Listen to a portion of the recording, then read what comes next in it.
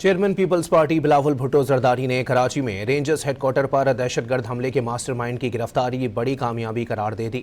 بلاول بھٹو زرداری نے اس کامیابی پر police, rangers, intelligence اداروں اور تمام قانون نافذ کرنے والے اداروں سمیت پاک افواج کو خراج تحسین پیش کیا۔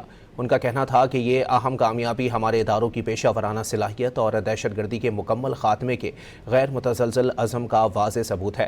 بلاول بھٹو نے واضح کیا کہ دہشت گردوں کو پناہ دینے اور سرپرستی کرنے والے بھی ان بزدلانہ حملوں کے مرتکب دہشت گردوں کے برابر کے مجرم ہیں۔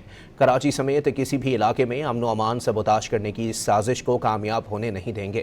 پوری قوم اپنے محافظوں کے شانہ بشانہ کھڑی ہے۔